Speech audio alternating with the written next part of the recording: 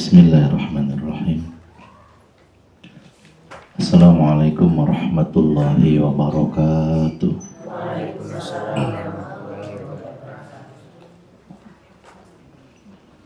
Alhamdulillah walladzi arsala rasulahu bil huda wa dinil haqq liyuzhirahu 'alad dini kullihi wa kafa billahi syahida. Asyhadu an la ilaha illallah wa asyhadu anna Muhammadan abduhu wa rasuluh.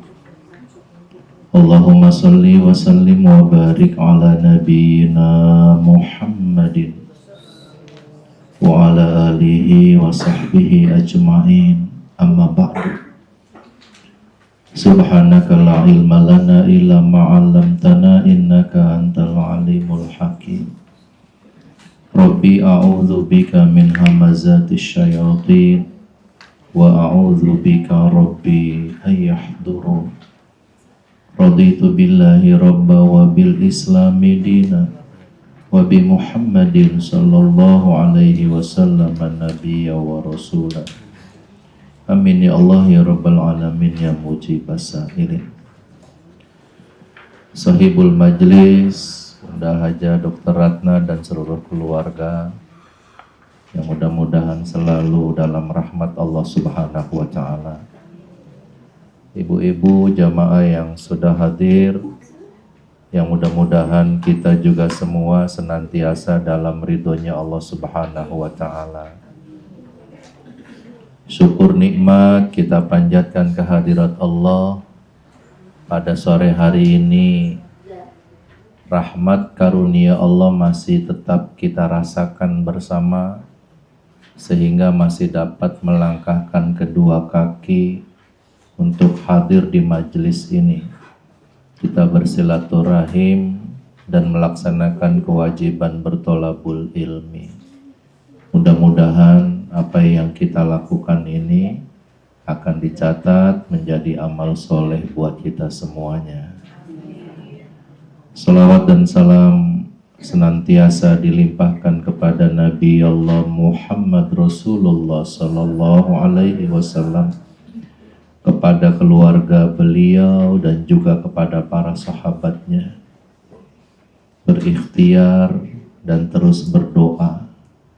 Mudah-mudahan kita menjadi umat pilihan yang akan mendapatkan syafaat kelak nanti di yaumil qiyamah.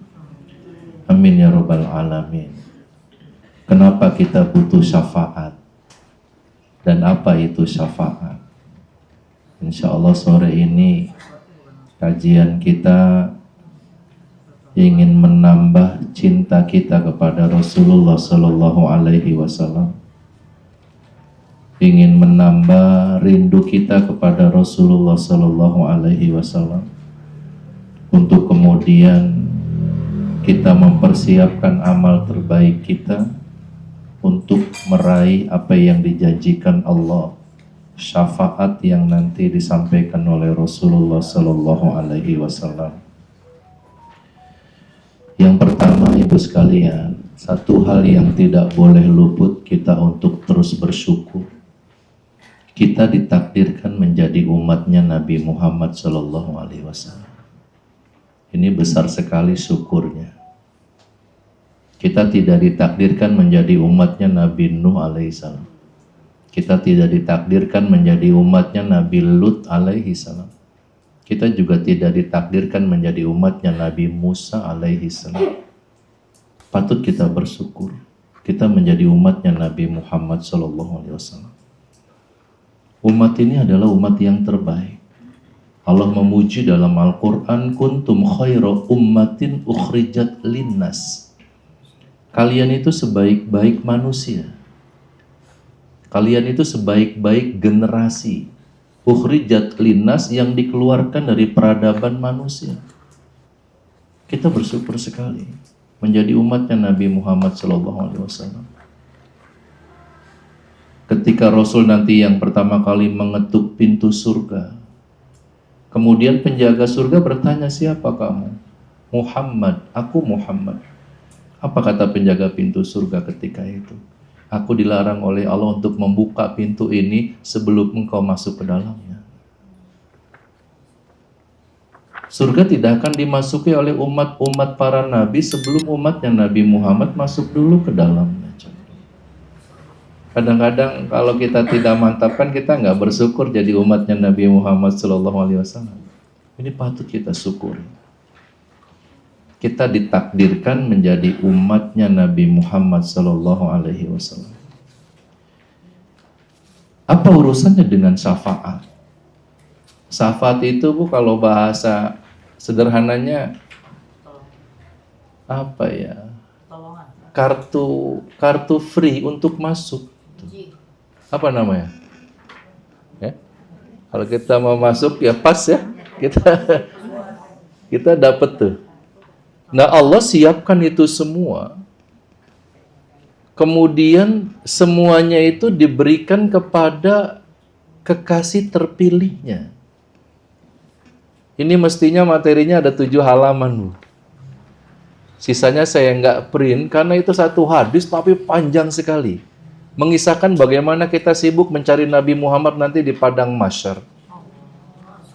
Mengisahkan bagaimana kita bertemu dengan nabi-nabi yang lain tapi ditolak.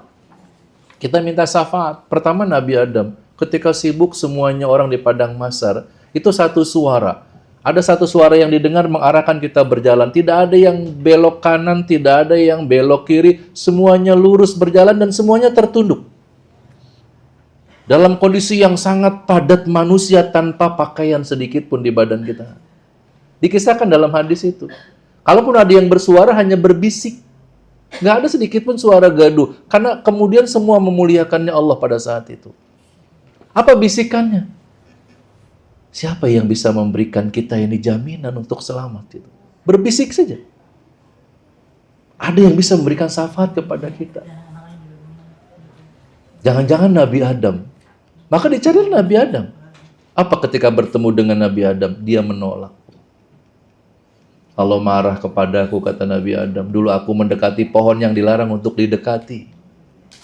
Kalimatnya itu. Coba kalian temui Nabi Isa, kata Nabi Adam. Bergerak kita menemui Nabi Isa. Dia menolak juga. Diarahkan untuk bertemu dengan Nabi Ibrahim. Kata Nabi Ibrahim bertemu saja dengan Nabi Musa. Terus begitu. Akhirnya apa kata Nabi Musa? Temui Nabi Muhammad. Ketika bertemu dengan Nabi Muhammad SAW, maka ada sesuatu yang membuat ini menguatkan akidah kita, yaitu Allah telah memberikan kesempatan syafaat itu untuk Rasulullah SAW. Yang pertama, Ibu sekalian, kenapa kemudian kita butuh syafaat? Jawabannya, kita bukanlah personal yang dijaminkan oleh Rasulullah sebagai ahli surga. Dalam hadis banyak disebutkan nama-nama sahabat sebagai penghuni surga. Abu Bakar Siddiq, Umar ibnu Khattab, Utsman ibnu Affan, Ali bin Abi Thalib, ada Abdurrahman bin Auf.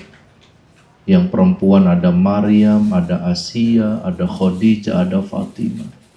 Itu disebutkan. Ketika sudah disebutkan sebagai ahli surga, maka jaminannya tanpa hisab. Surga tanpa hisab. Kebayang nggak? Dapat jaminan surga tanpa hisab. Abu Bakar misalnya. Apa kata Rasulullah? Jika Allah belum menutup pintu kenabian, jika masih ada lagi nabi setelahku, kata Rasulullah, maka dialah Abu Bakar Siddiq yang akan dilantik menjadi nabi. Betapa mulianya sahabat Abu Bakar itu. Umar bin Khattab itu istananya di surga sudah Nabi lihat ketika Mi'raj. Nabi melihat istana yang sangat megah di surga. Ketika ditanya kepada Jibril, ternyata itu istananya Umar bin Khattab. Umarnya masih di dunia, masih hidup. Artinya dijaminkan dia surga tanpa hisab. Bilal bin Rabah, langkah kakinya sudah terdengar di dalam surga. Nabi mendengar suara langkah kakinya. Bilalnya masih hidup di dunia.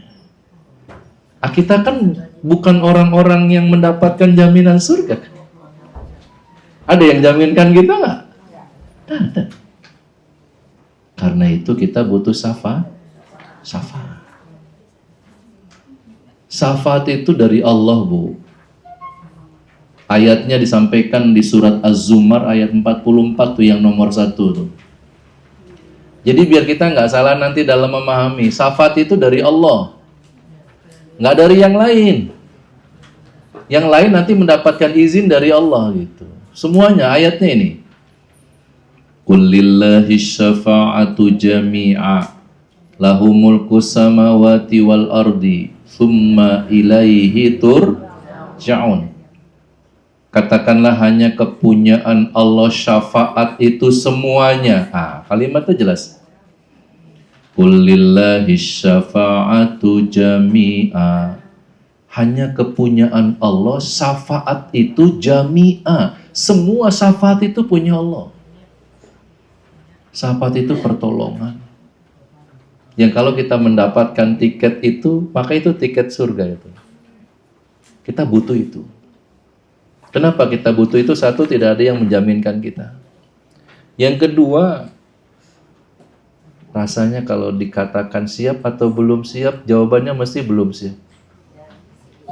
Mesti jawabannya belum siap. Siap mati? Belum. Siap hisab? Belum. Siap masuk alam kubur? Belum. Mesti jawaban kita belum. Ketika jawabannya belum, maka pertanyaannya kepada amal. Boleh jadi amal solehnya masih ngerasa kurang. Boleh jadi dosanya belum selesai taubat. Itu kemudian yang membuat kita belum pede. Pede belum? Kitanya belum pede. Ketika malaikat maut datang sore ini, kita belum pede gitu. Belum pedenya karena boleh jadi amal kita yang... Tetapi bagi orang-orang yang beriman, ketika saya baca hadis yang panjang tersebut, Bunda, Masya Allah, tidak ada sesuatu yang tidak membahagiakan nanti di akhirat. Allah pemilik syafaat, kemudian diberikanlah ini kepada kekasih tercintanya Nabi Muhammad SAW. Jumlah Nabi itu ada 124.000. Itu jumlah Nabi yang Allah utus. Bukan Rasul ya, Nabi. Kalau Rasul itu menerima syariat baru, kalau Nabi melanjutkan syariat yang sudah ada. Nabi yang Allah utus, kata Nabi Muhammad dalam hadisnya, 124.000. Dari semua Nabi yang diutus, hanya Nabi Muhammad yang mendapat kewenangan untuk merekomendasikan syafaat. Yang lain nggak ada. Cuma Nabi Muhammad saja itu. Maka dipastikan kemudian kita akan sangat sibuk untuk mencari Rasulullah SAW. Kita lihat keterangan yang Rasul sampaikan di hadis yang nomor 2. Dari Abu Hurairah radhiyallahu anhu, Nabi SAW bersabda, "Likulli nabiyyin da'watun yad'u biha. Wa uridu an akhtabi'a da'wati syafa'ata li ummati fil akhirah." Setiap nabi itu memiliki doa mustajab, doa yang diijabah, yang digunakan untuk berdoa dengannya. Apa kata Rasulullah? Aku ingin menyimpan doaku sebagai syafaat untuk umatku di akhirat nanti. Riwayat Bukhari. Ini yang nggak ketemu pada nabi yang lain. Setiap nabi itu punya doa yang diijabah. Nah, Nabi Muhammad juga punya itu. Tapi apa kata beliau? Aku mau simpan. Nanti akan kuberikan untuk umatku di akhirat. Coba bayangkan. Ini masalah cinta Rasulullah kepada kita umatnya. Kesempatan doa ijabah yang Allah berikan kepada Nabi Muhammad disimpannya, nanti akan diberikan olehnya ketika di akhirat. Nggak di dunianya, nggak diambil itu. Nggak dipakai oleh Rasulullah. Dia pengen semua umatnya selamat pun. Yang sudah di neraka sekalipun masih dimintakan syafaat oleh Rasulullah nanti itu. Walaupun cuma hidupnya sekali mengucapkan La ilaha illallah, cuma sekali mengucap itu. Dia punya keimanan sebesar biji sawi atau yang lebih kecil dari biji sawi. Itu berita hadis yang panjang tuh. Karenanya kita nggak ketemu lagi pemimpin yang seperti ini cintanya kepada umatnya itu. Dia punya kesempatan doa ijabah Rasulullah tapi nggak digunakan di dunia. Aku mau simpan. agar nanti kalian semuanya dapat di akhirat, kata Rasulullah. Luar biasa ini pemimpin yang satu ini. Sampai kemudian kita mendapatkan kisah beliau ketika di detik kematian Rasulullah. Sebelum malaikat Ijrail mencabut nyawanya, Rasulullah tanya kepada Ijrail, "Aina Jibril?" Di mana malaikat Jibril, wahai Ijrail? Kenapa dia tidak menemaniku? Rupanya Jibril sudah lebih dulu menyampaikan kepada Ijrail ketika dia turun dari Sidratil Muntaha. Aku tidak siap, Ijrail. Melihat kekasihnya Allah akan kau lepaskan nyawanya. Jibril aja nggak sanggup. Aku nggak sanggup, Ijrail, melihat Rasulullah. Kau cabut nyawanya. Aku nggak nemanin kamu. Gitu. Tapi Rasul bertanya, "Aina Jibril?" Ada yang mau kusampaikan, Ijrail. Kemudian Ijrail sampaikan kepada Jibril di langit dunia. Ketika Jibril datang menghampiri Rasulullah, apa kata Rasul kepada Jibril? "Wahai Jibril, kaifa ummati?"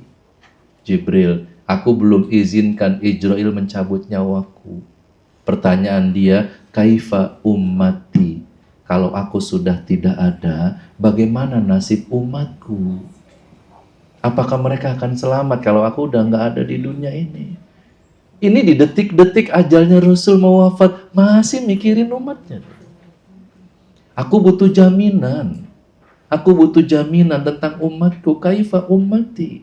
Diulang lagi oleh Rasulullah. Kemudian Jibril sampaikan kepada Allah. Ketika disampaikan, apa dia datang membawa jawaban, Muhammad, berbahagialah kamu Muhammad.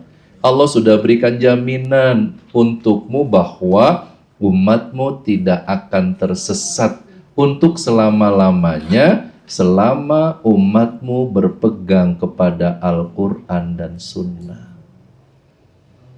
Hati Rasul baru tenang gitu pun. Kalau begitu, aku sudah tidak di dunia pun, umatku punya kendaraan keselamatan, yaitu Al-Quran. Baru diizinkan malaikat Ijrail mencabut nyawanya. Setelah Allah berikan jaminan umatnya tidak akan tersesat jika umatnya berpegang kepada Al-Quran dan Sunnah. Bunda, silakan maju, Bun. Ya, yang di belakang biar ayo masuk. Maju. Nih ada yang kosong. Ayo, Bun, yang di depan pintu maju, Bun.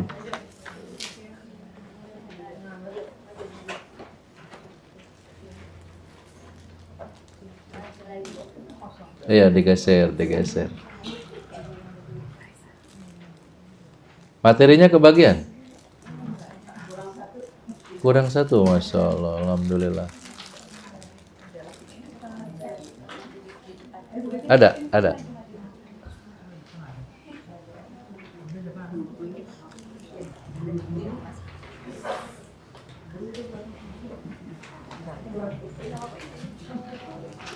Oke, kita lanjutkan. Ketika sudah dijaminkan oleh Allah, Al-Quran akan menjadi kendaraan keselamatan umatnya, baru Rasulullah mengizinkan. Jawabannya apa? Jawabannya Al-Quran. Usia 40 tahun, Muhammad dilantik jadi Nabi dan Rasul. Usia 63, beliau wafat. Kurun waktunya 23 tahun. Ternyata, Bunda, 23 tahun masa kenabian ini adalah waktu turunnya Al-Quran. Begitu Al-Quran sudah turun sempurna, selesai tugas kenabian, Rasulullah wafat. Jadi kurun kenabian itu adalah waktu turunnya Al-Quran. Ketika sedang haji, tepatnya ketika wukuf di Padang Arafah, malaikat Jibril menghampiri Rasulullah menyampaikan kalam terakhirnya Allah. Al-yawma akmaltu lakum dinakum wa atmamtu alaikum nikmati wa raditu lakumul Islam madina. Rasul sedang wukuf. Hajinya dikenal dengan haji wada. Datang malaikat Jibril menurunkan ayat ini, surah Al-Maidah. Pada hari ini kata Allah, akmaltu lakum dinakum, aku sempurnakan untukmu agamamu. Wa atmamtu alaikum nikmati, aku cukupkan untukmu nikmatku. Wa raditu lakumul Islam madina, dan aku ridho, kata Allah, Islam menjadi agama bagimu. Ini ayat yang terakhir. Rasul sedang haji di padang Arafah. Kemudian ketika ayat ini mengatakan akmaltu lakum dinakum, aku sempurnakan untukmu agamamu. Kemudian Rasul sampaikan kepada sahabat yang sedang berpakaian ihram pada saat wukuf ketika itu. Apa yang terjadi, Bu? Gembira sahabat. Bahagia para sahabat. Islam sudah sempurna, Islam sudah sempurna, Islam sudah sempurna. Tapi tiba-tiba mereka semua berhenti dalam kegembiraan ketika melihat Abu Bakar Siddiq menangis dengan begitu sedihnya. Terdiam sahabat yang gembira tadi itu. Sahabat lain bertanya kepada Abu Bakar, wahai Abu Bakar, ada apa denganmu? Bukankah agama ini sudah sempurna, kata Allah? Bukankah Allah sudah ridho Islam menjadi agama bagi kita? Apa jawab Abu Bakar? Jika ada kesempurnaan, maka akan ada kekurangan. Tahukah kalian, ini sebuah isyarat tidak lama lagi Rasul akan meninggalkan kita. Lihat kesucian hatinya Abu Bakar. Mendapatkan pesan tersirat, yang lain nggak nangkep gitu. Sahabat lain begitu gembira, berbunga-bunga karena agama sudah sempurna, Islam sudah sempurna. Tapi Abu Bakar menangkap sinyal yang berbeda. Kalau ada kesempurnaan, maka akan ada kekurangan. Kalau agama ini sudah sempurna, maka selesailah tugas kenabian. 81 hari setelah ayat itu turun, Rasulullah wafat. Jadi apa yang dirasa Abu Bakar itu terbukti. Sehingga dia menangis. Ketika mendengar Islam sudah sempurna, berarti Rasul akan meninggalkan mereka. Dan ternyata benar. Di penghujung Rasul ketika wafatnya, masih minta jaminan dari Allah. Kaifa ummati ya Jibril, bagaimana nasib umatku wahai Jibril, jika aku sudah nggak ada di dunia ini. Pantas doa Nabi yang diijabah disimpan olehnya. Nanti di akhirat akan kuberikan untuk umatku doa yang dikabulkan itu. Itu yang disebut dengan syafaatku. Itu syafaatnya itu. Ketika nabi-nabi lain yang kita temuin nanti di akhirat semuanya angkat tangan, nggak ada yang berani mohon kepada Allah pun. Nabi Adam nggak berani, Nabi Musa nggak berani. Kata Nabi Musa, aku pernah membunuh orang. Padahal Allah nggak suruh aku membunuh. Kata Nabi Ibrahim, aku pernah berbohong. Allah nggak suruh aku berbohong. Semuanya nggak ada yang berani. Baru kemudian Nabi Muhammad, apa yang dilakukan? Nabi Muhammad naik mendekati arsy. Kemudian dia sujud di situ. Ketika dia sujud, apa kata Allah? Muhammad, angkat kepalamu. Apa sekarang yang kau inginkan? Apa kalimatnya? Ummati, ummati ya Allah. Umatku, umatku. Umat yang mana? Umatku yang punya keimanan, walaupun sebesar biji sawi, selamatkan dia ya Allah. Akan kukabulkan doa kamu. Itu syafaat. Sampai 4 kali. Yang keempatnya, umatmu yang mana Muhammad? Umatku yang pernah mengucapkan la ilaha illallah. Nabi sujud di situ, ada satu doa yang Nabi nggak pernah panjatkan. Ternyata di situ diucapkan oleh Rasul. Dan kita nggak dikasih tahu kalimatnya apa itu. Saya pahami hadisnya Nabi nggak ungkap doa itu apa. Tapi diulang sampai 4 kali. Untuk apa? Untuk menyelamatkan kita umatnya. Pertanyaannya, kalau begini apa ya kita nggak cinta kepada Rasulullah? Pesannya itu kan, Masya Allah, ketika Rasul bersabda, la yu'minu ahadukum hatta akuna ahabba ilaihi min walidihi wa walidihi wan nasi ajma'in. Tidak sempurna iman kalian sebelum kalian mencintai aku, kata Rasulullah, melebihi cinta kepada orang tua kalian, kepada anak kalian, kepada manusia yang lainnya. Wan nasi ajma'in. Tidak sempurna iman kalian. Kalau kalian tidak mencintaiku lebih hebat dibanding cinta kepada orang tuamu, cinta kepada anak cucumu, cinta kepada manusia yang lainnya. Kita tanya tuh diri kita, lebih cinta kepada anak cucu kita apa kepada Rasulullah? Lebih cinta kepada orang tua kita atau kepada Rasulullah? Lebih cinta kepada pasangan kita apa kepada Rasulullah? Rasul mengatakan la yu'minu. Kalau yang lain lebih kamu cintai daripada aku, la yu'minu, kata Rasul. Kamu bukan orang beriman yang sempurna. Iman kamu rusak gitu. Kenapa? Siapa yang bisa berikan syafaat? Rasul yang menentukan, Allah yang memberikan syafaatnya. Jumlahnya tidak terbatas tuh. Tidak terbatas. Yang di neraka sekalipun masih ditarik oleh Rasulullah. Walaupun dia pernah yang penting dia pernah mengucapkan la ilaha. Ada proses. Nah, sekarang kajian kita. Bukan kita nauzubillah ya, bukan nauzubillah min dzalik, bukan kita di neraka kemudian dimintakan syafaat, bukan. Kita nggak pengen sampai di situ, kita pengen begitu kita dibangkitkan dari kubur, langsung bertemu Rasul dan mendapatkan syafaat itu. Nah, oke, kita lihat sekarang. Yang nomor 3. Ali Imran 31, silakan yang mau baca.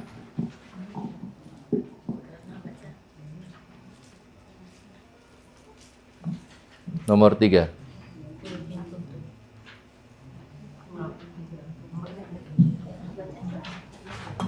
Bismillahirrahmanirrahim. Qul in kuntum tuhibbunallaha fattabi'uni yuhibbukumullah wa yaghfir lakum dzunubakum wallahu ghafurur rahim. Katakanlah Muhammad, jika kamu benar-benar mencintai Allah, maka ikutilah aku. Niscaya Allah mengasihi dan mengampuni dosa-dosa. Allah Maha Pengampun, lagi Maha Penyayang. Allah berfirman kepada Rasul, Muhammad, sampaikan kepada umatmu. Nah, Muhammad kemudian menyampaikan atas perintah Allah. Kalimatnya, in kuntum tuhibbunallah.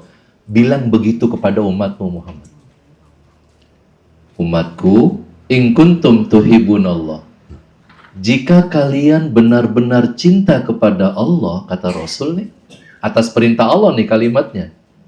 Jika kalian benar-benar cinta kepada Allah, fattabi'uni, ikuti aku, kata Rasul. Kalau kalian cinta kepada Allah, ikuti aku, itu perintahnya Allah. Perintah Allah kepada Rasul menyampaikan kepada kita umatnya. Kalau kalian benar-benar cinta kepada Allah, ikuti aku, kata Rasulullah. Oke. Kemudian Rasulullah memberikan wasiat kepada kita, ini hadis yang nomor 4, taraktu fikum amroini lan tadilu ma tamassaktum bihima, kitaballah wa sunnata rasuli. Aku tinggalkan pada kalian 2 perkara, 2 hal. Kalian tidak akan sesat selama berpegang pada keduanya. Keduanya adalah Al-Quran dan sunnah Rasulnya. Aku titipkan kepada kalian 2 hal, aku tinggalkan 2 hal, aku wariskan 2 hal. Kalian tidak akan tersesat selama-lamanya selama kalian berpegang kepada keduanya. Keduanya adalah Al-Quran dan Sunnah. Nggak ada warisan yang sehebat ini. Nggak ada warisan yang semulia ini. Al-Quran itu mukjizat terbesar para nabi dan rasul. Allah turunkan wahyu kepada Nabi Ibrahim. Allah turunkan wahyu kepada Nabi Musa. Allah turunkan kepada Nabi Daud. Lihat kalimatnya. Suhufi Ibrahim wa Musa. Nabi Ibrahim, suhufi. Suhuf. Kepada Nabi Musa, suhuf. Ada lembar. The Ten Commandment, 10 firman Tuhan. Allah turunkan kepada Nabi Musa di Bukit Tur Sinin. Satu-satunya Nabi yang wahyunya berdialog dengan Allah itu Nabi Musa. Di atas Bukit Sinai. Kalimatnya suhufi, suhuf. Suhuf itu lembaran, Bu. Kenapa Al-Quran disebut mushaf? Karena suhufnya banyak sekali, maka namanya mushaf. Allah sebagai Khalik, pencipta alam ini yang mengatur alam ini, kemudian menyampaikan kalamnya kepada kita makhluk sebanyak 6.236 ayat. Itu nggak ada kepada nabi lain, nggak pernah ada. Bagaimana kalamnya Allah yang maha pencipta sebanyak itu kepada kita? Itulah Al-Quran. Jadi 23 tahun Muhammad menjadi Nabi Rasul, itu cuma waktu untuk menunggu Al-Quran turun. Ketika sudah semuanya turun, selesai tugas kenabian, wafatlah Rasulullah. Apa kalimatnya? Taraktu fikum amro ini. Aku titipkan 2. Aku tinggalkan 2. Aku wariskan 2. Pegang dua-duanya, kalian akan selamat dunia akhirat.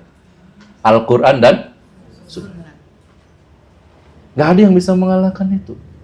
Oke, kita kembali kepada syafaat. Lihat kalimat yang nomor 5. Dari Abu Umamah Al-Bahili radhiyallahu an, Rasulullah Shallallahu alaihi wasallam bersabda, "Iqra'ul Qur'an." Bacalah Al-Qur'an.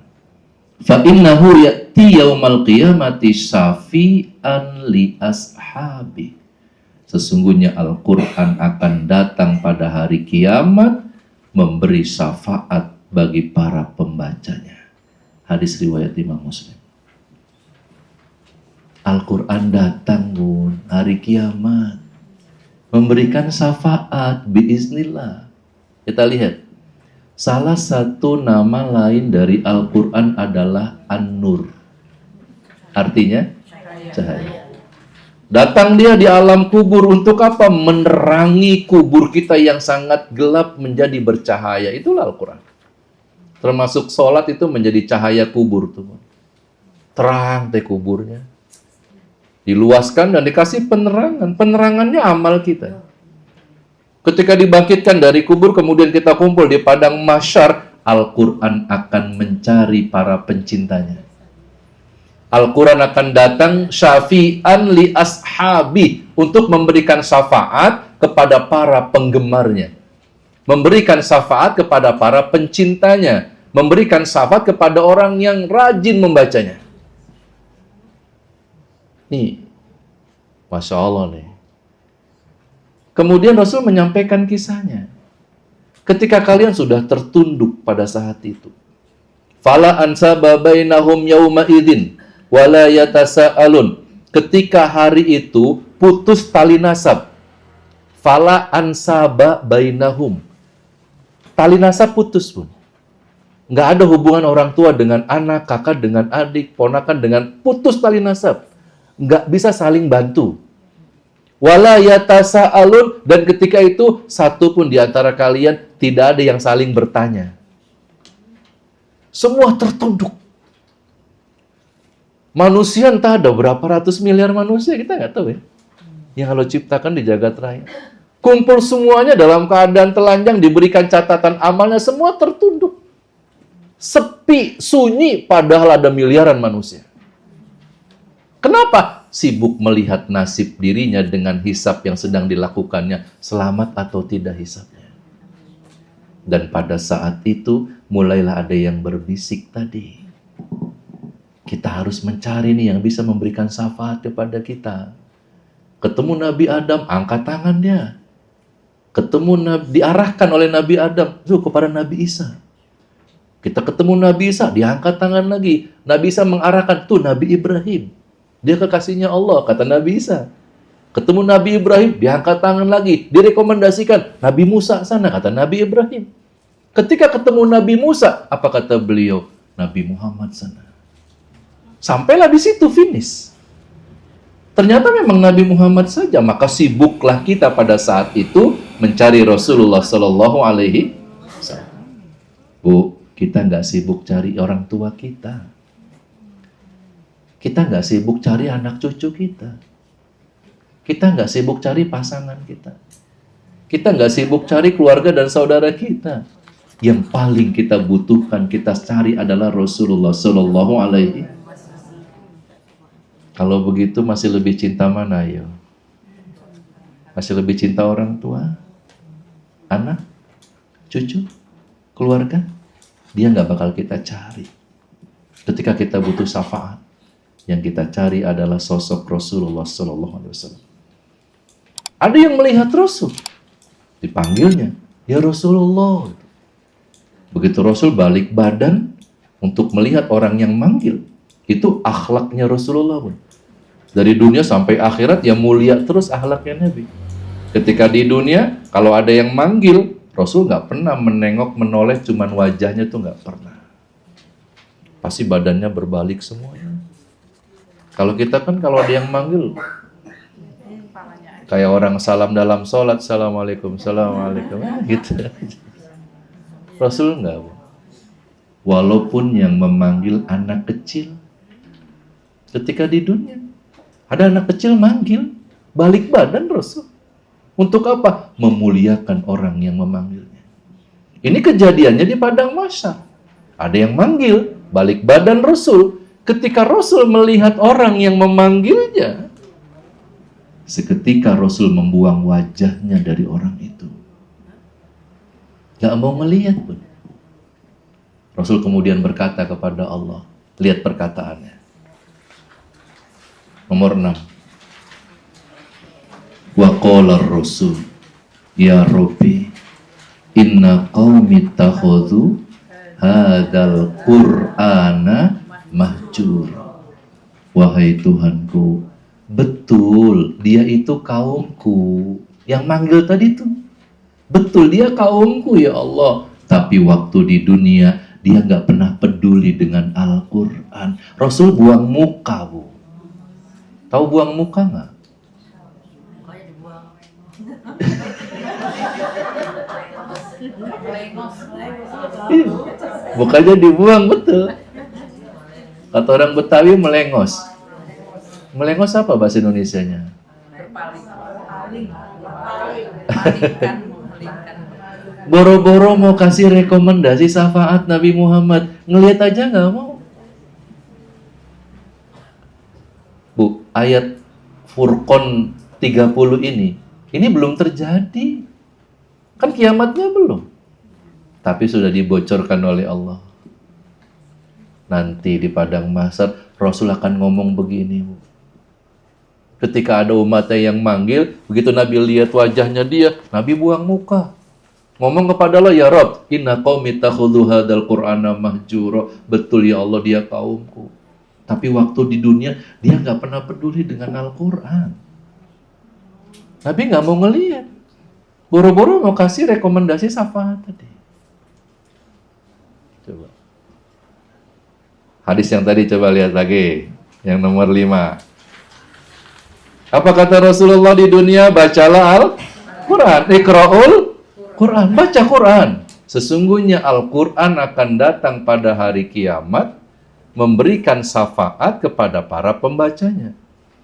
Ketika Rasul dipanggil, ketika melihat orang yang memanggilnya, Nabi buang wajah, berkata kepada Allah, waktu di dunia, dia cuek aja dengan Al-Quran, ya Allah.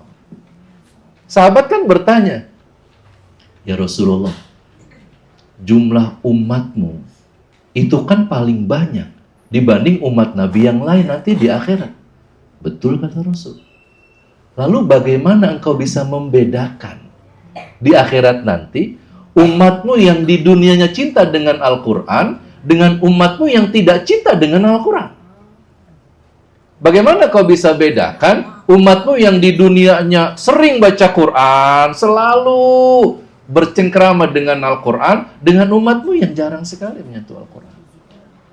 Apa jawab Rasulullah? Allah berikan kemudahan kepadaku, wahai sahabatku. Aku berikan amsal kepada kalian, perumpamaan kepada kalian. Mampukah kalian membedakan jika ada satu kuda berwarna putih di antara kerumunan kuda berwarna hitam? Bisa nggak kamu bedakan, kata Rasul? Ada satu kuda berwarna putih di antara kerumunan kuda berwarna hitam. Begitu nanti di akhirat aku melihat umatku. Yang di dunia cinta kepada Al-Quran, ada cahaya pada dirinya itu. Makanya nama lain Al-Quran adalah An-Nur.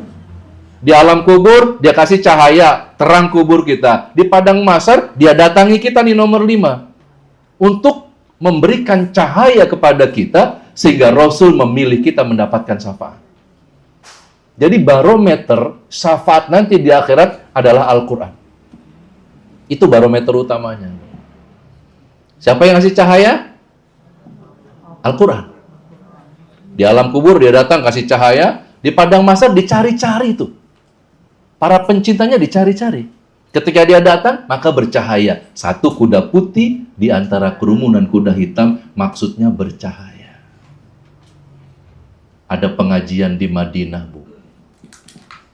Seorang syekh sedang mengajar, tiba-tiba ada muridnya, bapak-bapak bertanya, wahai syekh, aku sudah berumah tangga dengan istriku itu lebih 20 tahun. Aku kenal betul istriku, wahai Syekh. Sepanjang aku berumah tangga, aku tidak menemukan istriku punya ibadah yang hebat. Aku tidak mendapati juga istriku punya amal soleh yang bagus. Aku kenal betul istriku. Biasa saja ibadahnya. Amal solehnya juga tidak hebat-hebat banget, wahai Syekh. Kata si jamaah ini. Tapi belakangan ini, wahai Syekh, aku sedang heran, bertanya-tanya. Istriku punya amal soleh apa? Ada apa dengan istrimu, kata si Syekh? Jika malam mau tidur, ketika lampu kamar sudah dimatikan, di balik selimut, wajah istriku selalu bercahaya, wahai Syekh. Aku sedang bingung, istriku punya amal apa? Sehingga setiap malam wajahnya bercahaya di balik selimutnya. Apa kata si Syekh? Wahai muridku, istrimu bukan punya amal soleh yang bagus, tapi dia lagi nonton TikTok. Bercahaya nggak? Bercahaya nggak? Ya, ibu serius banget dengerin. Ini kami mau mengatakan Al-Quran lah yang nanti kemudian datang di alam kubur memberikan cahaya. Dia yang datang di padang mahsyar memberikan cahaya. Apa kata-kata cemburu dari Al-Quran kepada kita sekarang? Kenapa kalian kok belakangan ini jarang sekali memegang aku? Kenapa kalian kok sekarang ini jarang sekali membaca aku? Kenapa ada yang lebih sering kalian usap-usap daripada aku? Kan yang bisa memberikan cahaya di alam kubur aku, kata Al-Quran. Yang bisa memberikan syafaat nanti di padang mahsyar kan aku. Kenapa belakangan ini ada yang lebih sering kamu pegang, lebih sering kamu baca, lebih sering kamu usap-usap daripada aku? Aku cemburu loh, kata Al-Quran. Ada yang lebih sering diusap-usap?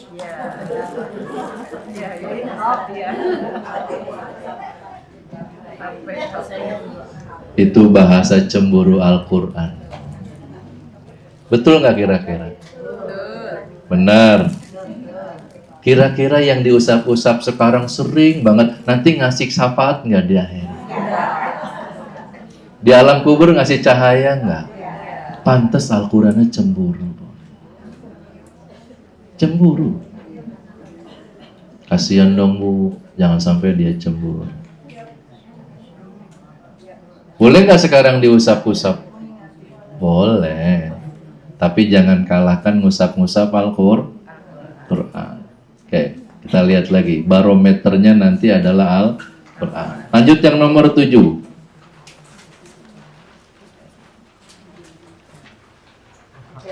Silakan.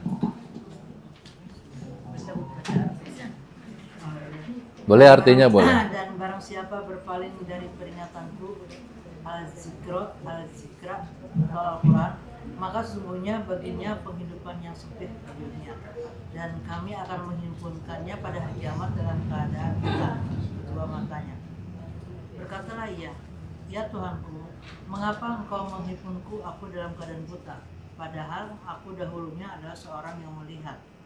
Allah berfirman, demikianlah telah datang kepadamu ayat-ayat kami, maka kamu melupakannya, dan begitu pula pada hari ini kami dilupakan, kamu pun dilupakan. Waman a'rodo al-dzikri fa inna lahu ma'isyatan dongka. Nah, kalimatnya tuh ma'isyatan dongka. Siapa yang berpaling dari azikri, anzikri, zikri itu zikro. Ibu, salah satu nama Al-Quran adalah az-zikro. Tadi kan ada an-nur, artinya cahaya. Ada al-huda, artinya petunjuk. Ada al-furqon, artinya pembeda. Ada asyifa, obat. Nah, di sini ada azikro. Kitab zikir, kitab peringatan. Lihat kalimatnya. Siapa yang berpaling dari peringatanku, siapa yang berpaling dari azikro, siapa yang berpaling dari Al-Quran, fa innalahu ma'isyatan dongka. Pasti dia akan menjalani kehidupan di dunia dengan sempit. Pasti itu. Siapa yang berpaling dari Al-Quran maka hidup di dunianya sempit. Apanya yang sempit, Ibu? Yang sempit kolbunya, Bu. Dadanya sempit, hatinya sempit, jiwanya sempit. Bagaimana ciri-ciri orang yang hatinya sempit? Ada 3. 1, dia tidak bisa bersyukur. 2, tidak bisa sabar. 3, tidak bisa tawakal. Itu ciri-ciri orang yang hatinya sempit. Kalau kita sudah tidak bisa bersyukur, tidak bisa sabar, tidak bisa tawakal, selesai sudah hidup ini. Nggak ada rasa yang membahagiakan di kolbu kita. Orang tuh bahagia karena dia bersyukur. Orang itu tenang jiwanya karena dia sabar. Orang itu yakin hidupnya karena dia punya tawakal. Lah kalau 3-tiganya tidak ada, itu berarti hati kita sempit. Kenapa sempit? Karena berpaling dari Al-Quran. Bahasa lainnya, keluar dari garis edar Al-Quran. Ini diisyaratkan di surah Yasin. Wal qamara qaddarnahu manazila hatta adakal urjunil lasyamsu yambagi laha an tudrikal qamara walal lailu sabiqun nahar wa kullun fi falaki. Ya Allah, tuh ayatnya tuh ntar malam tuh kejadian tuh. Ntar malam ada gerhana bulan. Ya, ntar jam 2 ya. Nanti saya dapat jadwal tuh jadi imam sholat gerhana jam 2. Jam 2.30. Apa kata Allah? Matahari, kamu di sini ya beredarnya. Kecepatannya sekian, jangan ditambah, jangan dikurang, jangan bergeser. Mataharinya tunduk. Wa kullun fi falaki yasbahun. Bulan, kamu di sini beredarnya. Bintang-bintang masing-masing ditempatkan. Semua planet, semua benda langit ditempatkan masing-masing garis edarnya. Wa kullun fi falaki yasbahun. Semuanya beredar pada garis yang sudah Allah tentukan. Mereka tidak menambah kecepatannya, juga tidak mengurangi. Tidak bergeser sedikit ke dalam, juga tidak bergeser keluar. Apa yang terjadi? Hidupnya tentram. Hidupnya damai. Benda-benda langit itu. Kenapa terjadi ketentraman? Karena mereka beredar di garis yang sudah Allah tentukan. Garis edar kita adalah Al-Quran. Kalau kita keluar dari garis itu, dipastikan akan celaka kita. Pasti kacau hidupnya. Itu kalau matahari bergeser, bulan bergeser, atau mengurangi kecepatan, tabrakan mereka. Kacau nggak hidupnya? Kalau pribadi kita pengen tidak kacau, rumah tangga pengen tidak kacau, bertetangga, bermasyarakat, bernegara pengen tidak kacau, maka jawabannya beredarlah di garis yang sudah Allah tentukan. Itu kalimatnya ihdinas siratal. Nah, kita berada di garis lurus itu Al-Quran. Oke, di dunia hidupnya lihat lanjutannya. Dan kami akan menghimpunkannya pada hari kiamat dalam keadaan buta kedua. Na'udzubillah. Siapa yang berpaling dari Al-Quran di dunia hidupnya sempit, begitu hari kiamat dibangkitkan dari kubur, dikumpulkan di mahsyar, matanya dibutakan kedua-duanya oleh Allah. Di dunia hidupnya sempit, begitu hari kiamat dibangkitkan, kedua matanya buta. Di bawahnya, dia berkata kemudian kepada Allah, ya Tuhanku, mengapa engkau menghimpunku dalam keadaan buta? Padahal waktu di dunia dahulu aku kan bisa melihat. Protes dia. Ya Allah, kenapa kau kumpulkan aku dalam keadaan buta? Kenapa kau bangkitkan aku dalam keadaan buta? Kan waktu di dunia aku bisa melihat. Apa jawaban Allah? Lihat. Demikian kata Allah. Dulu aku datangkan ayat-ayatku kepadamu, tapi kamu lupakan ayat-ayat itu. Kamu nggak peduli, kamu cuek aja. Maka sekarang aku pun melupakan kamu, kata Allah. Dengan cara dibutakan kedua matanya. Ibu, apa tafsirnya? Dibutakan kedua mata nanti di padang mahsyar. Tafsirnya adalah kalau kedua mata ini dibutakan, bagaimana mau mencari Rasulullah? Kita kan akan mencari Rasul kan? Butuh syafaat kan? Ketika matanya dimutakan, fala ansaba bainahum wala yatasaalun. Kamu nggak bisa minta tolong kepada keluargamu, tolong tuntun aku mencari Rasul, nggak bakalan. Wala yatasaalun, karena nggak ada yang saling bertanya pada hari itu. Siapa yang menuntun kita mencari Rasul? Nggak ada. Apa pasalnya? Pasalnya adalah a'radu an dzikri, ketika di dunia melupakan Al-Quran. Muhammad menjadi nabi 23 tahun itu cuma menunggu Al-Quran turun. Ketika sudah sempurna, inilah wasiat warisan kepada kita. Tuh aku titipkan, ayo umatku ada 2 ya. Aku titipkan, aku wariskan. Pegang keduanya, kamu akan selamat dunia akhirat. Hatiku tenang kalau kamu berada di kendaraan Al-Quran dan sunnahku.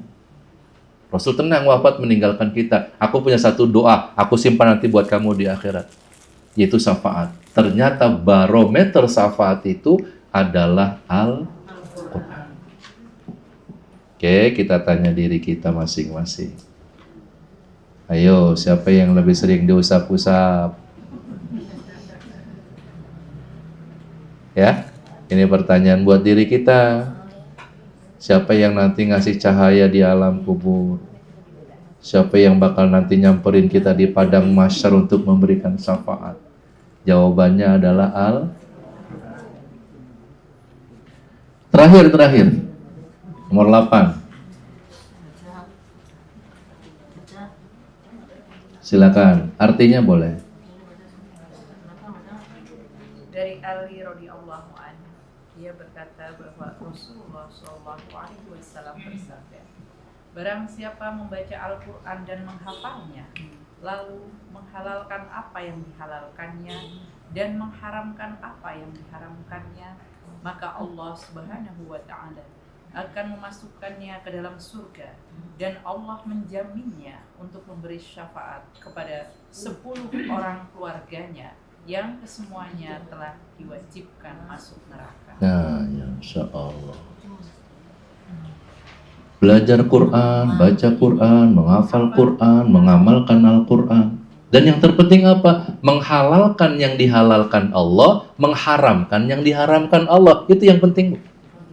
Karena isi dari Al-Quran ada lampu merah, ada lampu hijau, ada lampu kuning. Lampu merah larangan Allah, lampu hijau perintahnya, lampu kuning yang subhat. Itu isinya Al-Quran.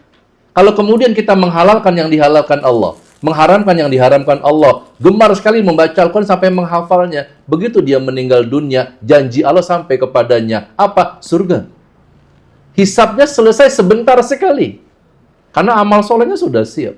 Malaikat kemudian mengawal orang ini. Kemana? Menuju Rasulullah. Rasul sudah menunggu di depan pintu surga pun. Ada telaga di situ, telaganya Rasulullah. Ketika kemudian di jalan dia menemui Rasulullah karena Allah sudah menjanjikan. Tapi dia bertanya. Dia berhenti langkahnya. Kata malaikat, ayo Rasul sudah menunggumu. Diam aja anak ini. Ini janji Allah kepadamu waktu di dunia karena kesolehan kamu. Diam aja nggak mau jalan. Ada apa denganmu? Baru dia ngomong, di mana ibuku? Di mana ayahku? Kata malaikat apa? Orang tuamu belum selesai hisabnya. Ini janji Allah. Rasul sudah menunggumu. Nggak mau. Aku nggak mau. Aku pengen bersama ibu dan bapakku. Malaikat lapor kepada Allah. Apa kata Allah? Sampaikan syafaat untuk kedua orang tuanya. Lihat, syafaatnya hadir karena Al-Quran. Yang kedua, kejadian hadis ini, dia dipersilahkan memilih 10 orang untuk masuk surga. Walaupun 10-nya sudah di dalam neraka. Ini kalimat hadisnya. Semuanya telah diwajibkan masuk neraka. Coba seandainya kita punya tetangga. Anak tetangga kita teh soleh banget gitu. Ahli Quran. Wafat dia. Hadis ini berlaku kepada dia. Dia disuruh pilih 10 orang. Kayak kita hitung. 1 yang dipilih ibunya. Yakin? 2 ayahnya. Kakaknya ada 4. Ada 2. Sudah 4. Adiknya ada 2. 6. Kakeknya dari bapak, kakek dari ibu, nenek dari bapak, nenek dari ibu. Habis. Kira-kira kita tetangganya dipilih nggak?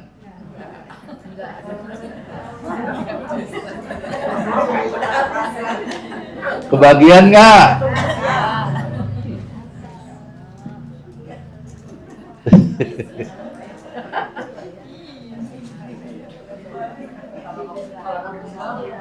Pantes kemudian aset yang paling hebat bagi orang tua adalah anak yang soleh. Walaupun bukan anak biologis, walaupun bukan anak kandung. Bisa jadi ada yang dipilih tapi bukan keluarga nasabnya. Itu bisa jadi banget itu. Nggak mesti nasab. Orang yang lebih dekat, lebih berjasa kepada dia ketika hidupnya. Tetapi masalahnya kita nggak bisa ngarep-ngarep. Ada yang ngomong begini kepada saya nih, ibu-ibu nih di Majelis Ta'lim, Ustadz, saya santai aja Ustadz. Kenapa Bu? Anak saya ada 12 Ustadz. Cucu saya 32. Terus kenapa ibu santai? Kadang-kadang saya nggak sholat Ustadz. Kenapa Bu? Saya kan banyak yang doain nanti tuh. Kalau saya mati, anak saya 12, cucu saya 32. Saya sekarang tenang aja Ustadz. Kalau saya mati tuh yang doain saya banyak. Saya tanya, Bu, seandainya saya buat surat pernyataan. Ada materainya 10.000 saya katakan. Bunyinya begini isi surat ini. Kalau saya meninggal dunia, saya jamin 100% semua anak cucu saya tidak akan berhenti mendoakan saya di 5 waktu sholat mereka, ditambah waktu tahajud. Berani nggak ibu tanda tangan? Saya bilang begitu. Kalau saya meninggal dunia, isinya begitu. Saya jamin semua anak dan cucu saya tidak akan putus mendoakan saya di 5 waktu sholat mereka. Berani nggak kita jamin? Kenapa nggak berani? Kita kenal anak kita. Kita kenal cucu kita. Kita kenal menantu kita. Berani nggak jamin? Karena nggak berani jamin, maka ibda binafsika. Kita butuh persiapan buat diri kita sendiri.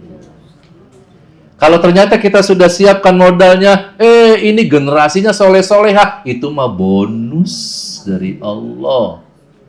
Udah kita punya modal, dapat lagi bonus. Bonusnya nggak kira-kira semuanya generasi soleh-soleha. Semuanya ahlul Quran. Nah, ini reuni paling indah nanti itu. Reuninya di surganya Allah Subhanahu wa Ta'ala. Mudah-mudahan bunda semua kita akan mendampingan dengan Rasulullah Sallallahu Alaihi Wasallam. Barometernya adalah Al-Qur'an. Allahumma arhamna bil Qur'an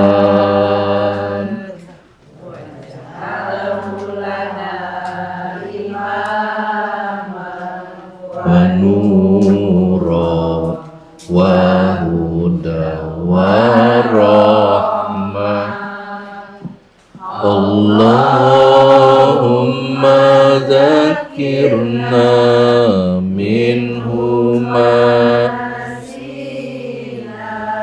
wa alimna minhu ma jahilna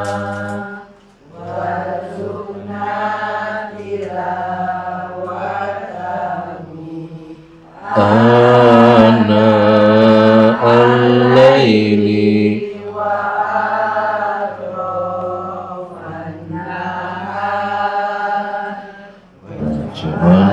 lana hujjatan.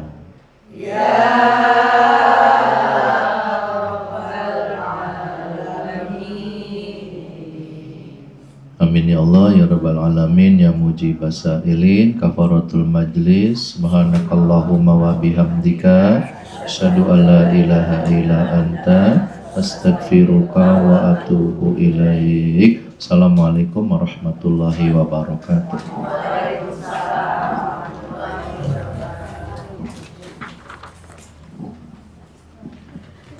Terima kasih Bapak Ustadz. Mudah-mudahan kita semua yang hadir pada kesempatan sore hari ini dapat mengamalkan, yaitu lebih mencintai Rasulullah ya Bu, dari siapapun. Ibu-ibu yang dirahmati Allah, sekali lagi terima kasih atas kehadirannya di kajian rutin bulanan kita di kediaman Ibu Dr. Ratna. Kita bermohon kepada Allah semoga duduknya kita pada sore hari ini pulang mendapatkan bekal untuk semakin mudah dalam taat menjalankan ibadah dan semakin mencintai Rasulullah Shallallahu Alaihi Wasallam. Untuk memahami satu ayat Al-Quran.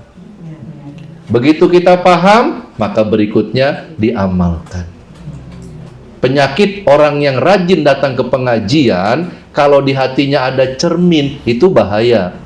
Misalnya gini Bu, kita membahas tentang akhlak di pengajian ini, ayatnya, hadisnya tentang akhlak. Kalau di hati ada cermin, langsung nih, oh ini mirip si Anu nih. Itu penyakit orang ngaji tuh, nggak boleh tuh, nggak boleh ada cermin. Mestinya dia merasuk ke dalam kolbu kita, Al-Quran itu. Nanti Bu, kalau kita ngaji hakikat Al-Quran ini adalah yang di hati kita, hatinya. Akhirnya Al-Quran yang hakiki itu yang dalam kolbu. Sudah kita cintai dia, kita baca dia, dan kita sudah amalkan. Itu perjalanan akhir dari Al-Quran. Awalnya dibaca dulu. Ya kalau nggak dibaca gimana mau ngamalkan, ya kan? Itu kelas 1. Nanti naik tuh kelas 2, nanti naik kelas 3. Semester 1 beres, semester 2 akan tamat lah pada akhirnya. Tapi jangan bertahan di kelas 1. Kalau bertahan di kelas 1, nanti nggak nambah-nambah amalan kita, nggak nambah-nambah ilmu kita. Yang enak dapat 1 ayat, amalkan. Itu persis kalimatnya di surat Wal Asri itu. Innal insana lafi khusrin. Manusia rugi. Ada 3. 1, ilal ladina amanu. 2, wa amilus solihat. 3, tawasaw bil haq. Apa artinya coba? 1, amanu, orang beriman. Orang beriman itu, ibu sekalian, orang yang tahu tentang kebenaran. Itu tafsirnya. Orang beriman itu dia tahu tentang kebenaran. Kebenaran yang mana? Al-haqqu mir rabbika, yang sumbernya dari Allah. Apa itu? Al-Quran. Pertanyaannya, bagaimana untuk tahu kebenaran kalau dia tidak mencari tahu kebenaran? Datang ke majlis taklim, ini salah satu cara mencari tahu kebenaran. Maka yang datang ini mesti amanu, mesti beriman itu. Oke, kalau sudah datang mencari kebenaran, kemudian dapat kebenaran itu, yang keduanya wa amilus solihat. Artinya amal soleh. Maksudnya apa? Praktekkan buat diri sendiri. Hati-hati. Jangan pulang ngaji, langsung di rumah ceramah. Jangan. Nggak boleh, Bu. Nggak boleh. Itu mesti amilus solihat. Kalau sudah dapat ilmu, nih, walaupun 1 ayat nih yang kita dapat nih, kata Allah, amilus solihat, pakai, praktekkan untuk dirimu sendiri. Kalau sudah, baru yang ketiganya, tawasaw bil haq. Tawasaw bil sabr itu maksudnya sampaikan buat keluargamu, sampaikan buat orang lain. Itu baru. Jangan pulang ngaji kita belum praktekkan, langsung tausiah di rumah. Jangan. Walaupun kepada cucu ya jangan. Ini perjalanan akhirnya. Jadi praktek Al-Quran itu mesti kita aplikasikan dalam sikap perbuatan. Kalau dia larangan, ya jauhi larangan itu. Jangan sekali-kali kita dekati. Kalau dia perintah, ya kerjakan perintah itu. Kalau kita baca larangan, kita baca ada perintah, tapi kita nggak praktekkan dua-duanya, ya hampa beragama kita. Ini lampu merah, ini lampu hijau, itu kan rambu-rambu agar kita selamat. Kalau kita tabrak rambu-rambu itu, merah, jalan terus.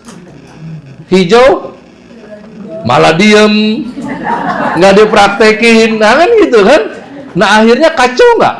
Kacau. Jadi mesti dipraktekkan, itu akhirnya. Ini bagian proses. Kalau sekarang kira-kira kita sudah semester berapa? Silakan Ibu. Ya. Assalamualaikum warahmatullahi wabarakatuh. Waalaikumsalam warahmatullahi wabarakatuh. Ustaz, ya yang saya jalani selama ini ya, kalau saya baca Al-Quran tuh medianya pertama Al-Quran. Kadang-kadang saya pakai HP, Iya. kan? Nah itu gimana Pak Ustadz? Manfaat yang kita dapatkan dengan ada perbedaan nggak dengan media itu Al-Quran dan HP? Mushaf maksudnya ya. Bismillahirrahmanirrahim. Mushaf dengan HP sama nggak? Beda. Apa bedanya? Di HP kan lengkap ayatnya, lengkap artinya, lengkap. Apa bedanya? Di media HP itu wala talbisul haqqa bil batil. Bercampur dia dengan yang batil. Bercampur nggak? Ada yang batil? Ada apa banyak? Sebenarnya boleh pun kita baca yang dari HP. Justru semakin hebat itu, singkirkan yang batil dari situ. Wa qul ja'al haqqu wa zahaqal batil innal batila kana zahuqa. Kalau kebenaran sudah muncul, yang batil sirna. Kita singkirkan yang batil dari situ, baca. Tetapi kalau kita belum siap, mushaf sudah aman, nggak bercampur baur dengan yang batil. Tetapi ketika sedang di jalan misalnya, ini kan salah satu kelemahan muslimah, muslim dan muslimah pun. Saudara kita di sebelah kita itu yang beda agama dengan kita, oh bangga sekali bawa Alkitab di halte itu, di bus, di kereta, dia bangga sekali membawa Alkitabnya. Kita bawa mushaf, dibungkus,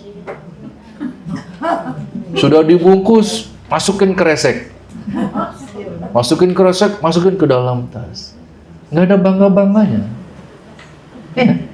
nggak ada bangga-bangganya. Padahal itu yang ngasih cahaya nanti di alam kubur tadi. Jadi prinsipnya boleh baca yang di HP. Boleh. Prinsipnya boleh. Tapi tolong singkirkan yang batilnya dari situ. Ya. Jangan kita campur-campur. Ya. Tapi ada yang kalau di HP kan kita kan lagi ngaji nih, terus nanti orang tinggal di swipe aja dia langsung ke aplikasi misalkan ke TikTok itulah, ke Facebook atau ke Instagram. Itu maksudnya bercampur yang hak dengan yang tapi dia tahu batil. di jalannya ada yang kita Itu bahaya sekali. Kalimatnya wala talbisul haqqa bil batil. Surat Al-Baqarah itu. Wala dan lamnya nahi, dan janganlah kamu mencampur aduk antara yang hak dengan yang batil. Kalimatnya dan janganlah. Kalimat jangan itu namanya nahi.